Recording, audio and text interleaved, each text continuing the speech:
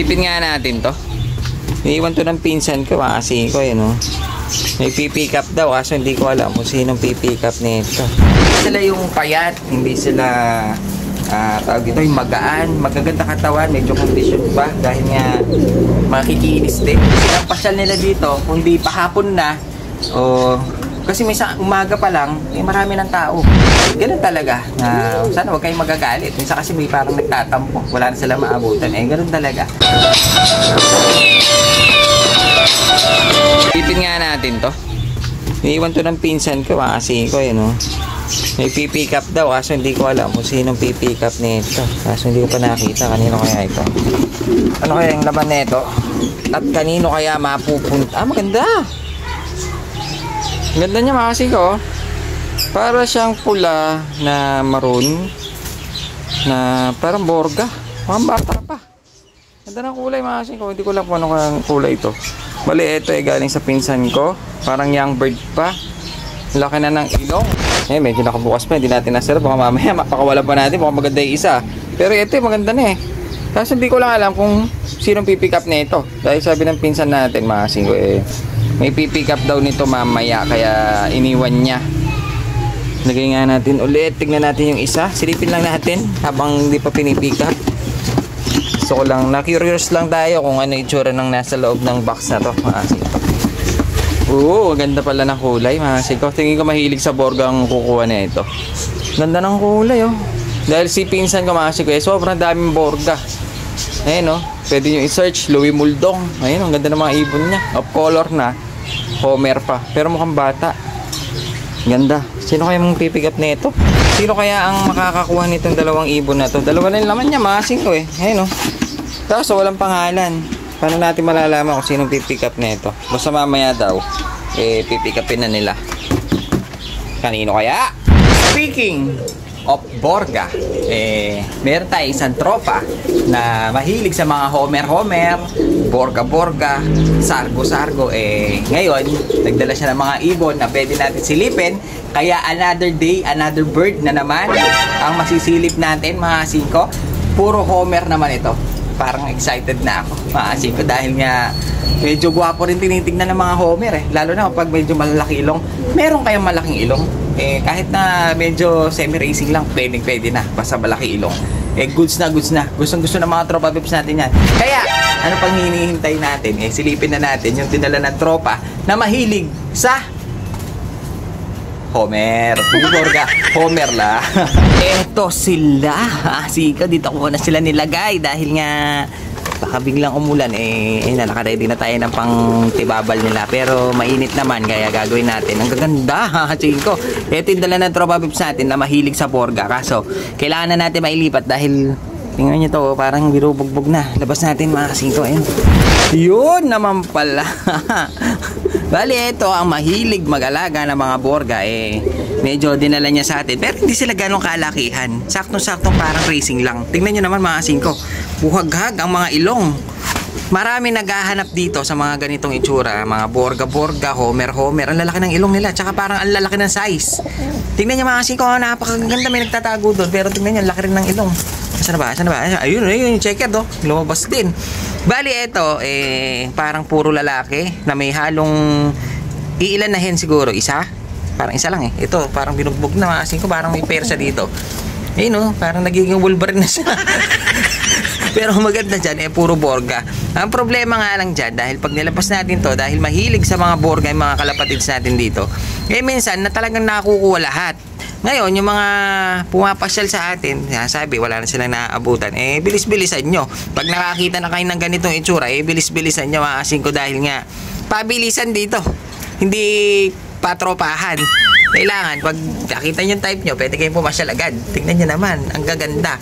Ngayon, hahawak tayo ng mga ilang piraso. Ang ganda nito. Black and white borga pa. Napakaganda niya, mga Chinko. So, yan. Parang gusto ko silang hawakan lahat. Dahil nga, kanina, hindi ko sila gaanong napagmasdan. Nilipat lang natin dito dahil nga medyo nagmamadali tayo. Marami tayong customer. Ngayon, kulang silang napagmasdan na magaganda pala silang lahat, mga Chinko. Sara muna natin. Baka bigla may makawala. Isa-isahin natin. Tingnan nyo yun, mga Chinko. Ang lalaki talaga ng mga ilong niya. Siguro mga bata pa to, kaya hindi pa talaga putok na putok. Pero tingnan nyo, ang lalaki ng ilong. Isa-isay natin, try nating mahipuan lahat kung mahahawakan natin lahat. Kapag mayroon pa tayong oras, kapag medyo sobra haba na sisilipin na lang natin. Pero tingin ko mahahawakan natin lahat to. Ang gagante. Ayun o, borga. Yun, try na nating hawakan yung mga kalapatids natin dito na nagsisiksikan na kailangan na mailipat, mga kasingko. Hawak lang tayo ng ito. Tingnan nga natin. Ito parang hindi Homer, mga kasingko. Ayun o. Pero medyo lang. Parang ano lang ito, parang semi lang. Pero maganda kulay. Isa siyang blue check, white flight. Parang hindi siya Homer. Ito yung si parang Wolverine natin. Ayun o. Kasi parang nabugbog na yung ano. Baka may pares ito, nag-a-under. Kaya tinutukan niya. Kasi kung maghaharap siya, tingnan nyo, kung haharap, ayaw niyang humarap. Kung haharap siya sa inyo, ito yung makikita nyo, nakataas yung kanyang kilay, buhok. Ayun o, para siya si Wolverine. Ito, parang Wolverine. Ngayon, ito, meron tayong isang puti. Meron tayong isang puti. Makikita niya, hindi siya puti, parang grisel na ito kasi may mga bahid na itim-itim na. Ayun o. Pero yung ilong niya, malaki-laki na rin. Parang Homer na rin siya, mga siko. Pero hindi pa sila tulad ng talagang malalaking ilong na talagang Homer na borga. Ito medyo semi-semi pa rin, pero malaki na siya. Ayun o. Sa tingin ko mukhang lalaki ito. Maganda Ayun o. Maganda. Kaso, hindi ko lang nasilip, siko, kung merong mga nakakalabring dito. Basta nakakita ko lang, malalaki ilong. Unang bumungad sa akin, mga ilong, mga siko Pag ito, nagparitoke, nagpatangos, gwapo itong mga to. Ito, meron tayo isa dito. Ito maganda to. Ayun o, kung makikita niya siya, yung ilong naman niya, bugkol na, nakaumbok na siya, pero pahaba. Ayun o, medyo pahaba, pero maganda na siya. Ang ganda niya, blue bar.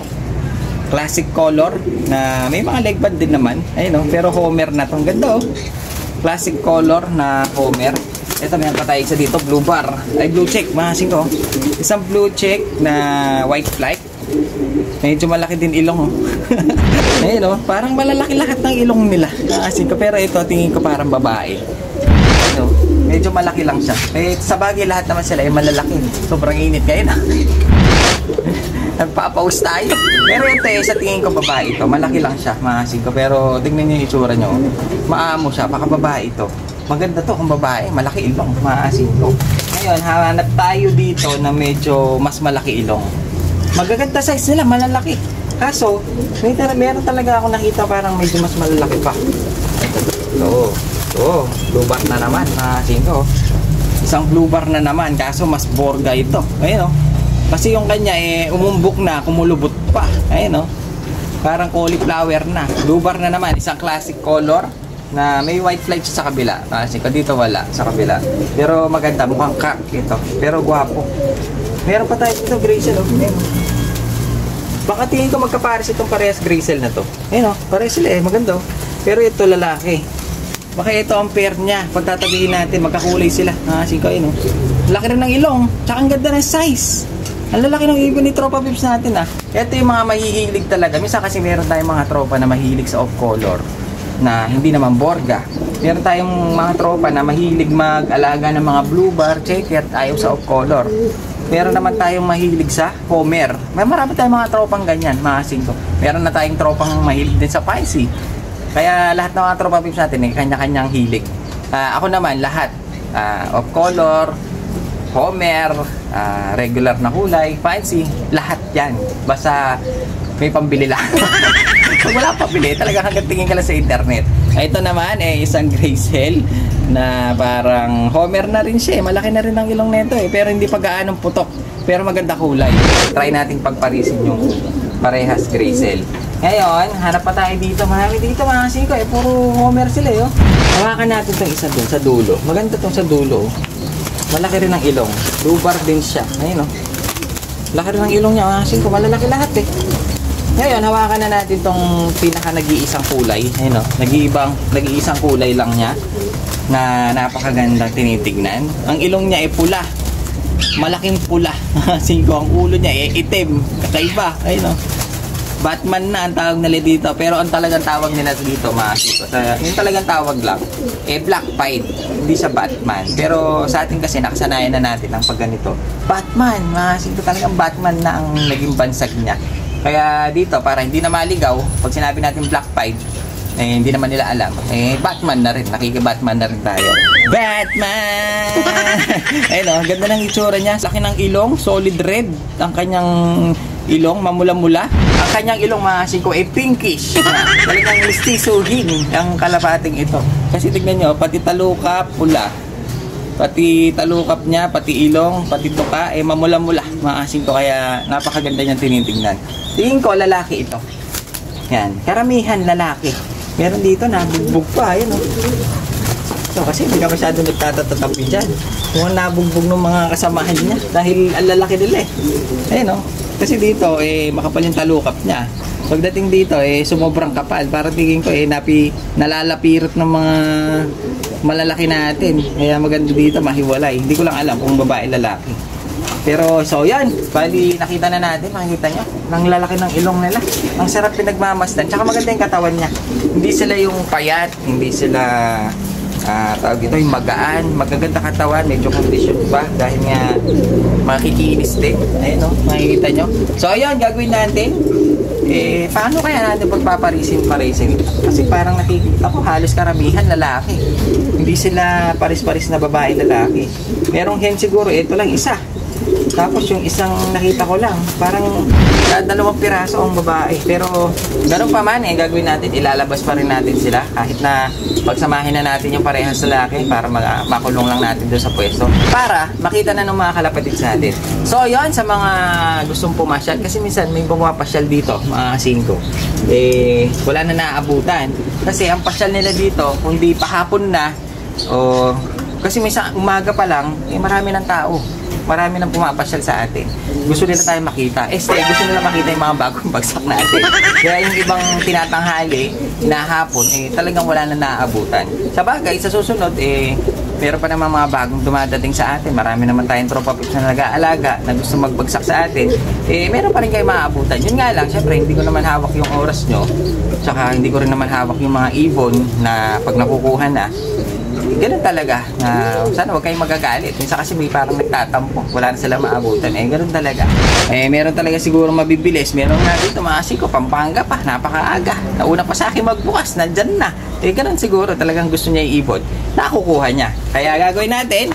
Ilabas na natin itong mga to. Para naman masilip na ng mga kalapatids natin. Dito nga lang daw sila nag-i-enjoy mga siko. Dahil nga iba-ibang itsura lahat. Araw-araw nakikita nila. Pati ako. Nag-i-enjoy ako dahil isang araw puro clubber, kaya nag-i-enjoy din ako. Kaya kada may bagsak, nag-i-enjoy tayo. Kaya kahit pagod tayo sa trabaho, sa feeds, maasin ko pag nakakita ako ng mga iba-iba itsura, nag-i-enjoy tayo. Yan ang importante. Nag-i-enjoy ka. Pag hindi ka nag-i-enjoy, hindi ka masaya.